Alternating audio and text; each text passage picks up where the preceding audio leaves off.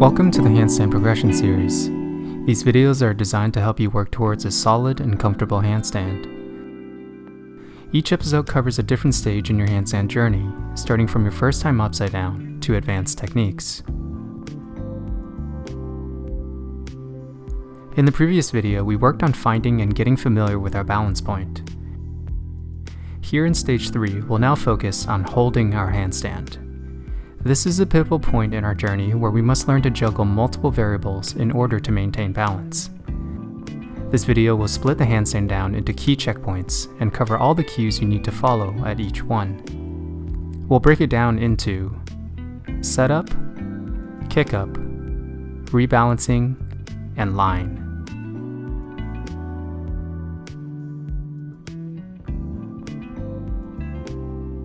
If you've ever watched someone getting ready to do a heavy squat or bench press, you can see how much attention they put into setting up. The feet are planted firmly, hand distance is carefully measured, and everything is properly engaged before liftoff. The same attention needs to be put into setting up our handstand to ensure its success. Here are the cues for a proper setup. Hands are set shoulder width apart. This allows for proper stacking of the joints and aligning the skeleton. Wrists will be directly underneath the elbows. Elbows will be directly underneath the shoulders. Scapula elevated. This is done by actively pushing the floor away. With your scapula elevated, the shoulders become engaged to adjust for balance. External rotation of arms. This is a trick that is used in the lifting world. It creates something called torque and helps to tighten the connective tissue around your joints, letting you fully utilize your musculature. Head between shoulders. This gets you more in alignment and eliminates any counterweighting you could potentially do with your head.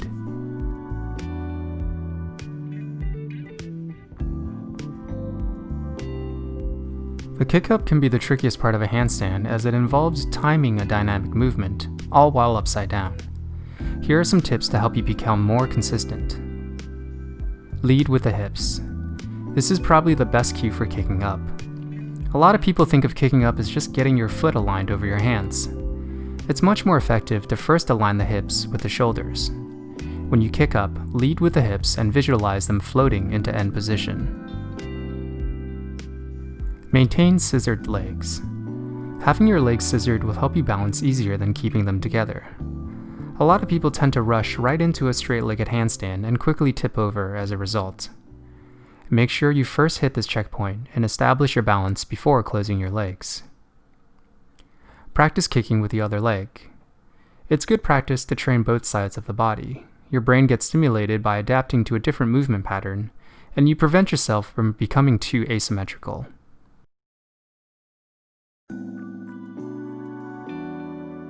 The whole notion of balancing with the human body can be a bit misleading. Because our bodies are not stiff, inanimate objects, balance for us means we are constantly rebalancing. Even something as basic as standing still on our legs requires us to mildly engage our core and constantly make slight adjustments using our leg muscles. Handstands are not very different, although the act of rebalancing is felt at a higher degree.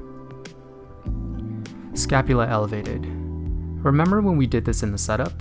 This will now pay dividends in helping you engage the shoulders to adjust your balance. Using your shoulders to make big balance adjustments.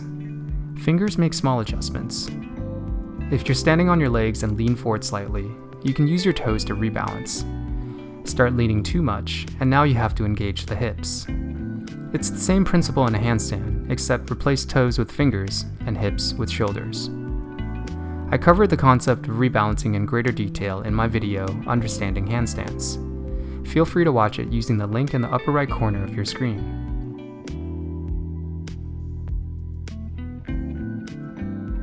The final part of your handstand is to bring the legs together and form a straight line. While this seems simple enough, there are a few subtle cues you need to know. Point your toes and stretch. This elongates your line and causes you to actively contract your muscles, further adding tension to your handstand. Posterior pelvic tilt, or PPT. This term means to tilt your hips to the back, a motion that is the opposite of arching your lower back, or anterior pelvic tilt. The PPT is used in handstands to eliminate arch and to form a straight line, sometimes referred to as hollow body. If it's hard to think of moving your hips when you're upside down, you can just follow this simple cue of squeezing your butt cheeks together.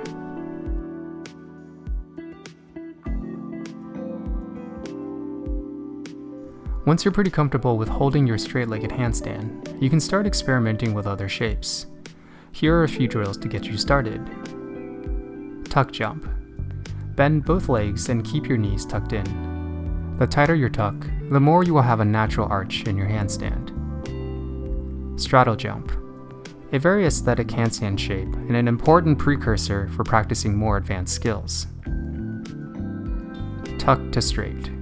Once you're accustomed to holding a tuck, practice extending your legs into a straight handstand and then back to tuck. Do this for 3 to 5 reps. Straddle to straight. A bit easier to do than tuck to straight. Make sure you're crisply hitting the checkpoint of the straight leg before going back out to straddle. Do this also for 3 to 5 reps. Thank you for taking the time to watch this video. If you've come this far in your handstand journey, you're now entering the phase where it starts feeling like meditation. Learning to keep balance while under physical strain requires a calm and absolute focus that is unlike any other sport. I wish you continued success in your handstand practice, and until next time, move better, climb harder.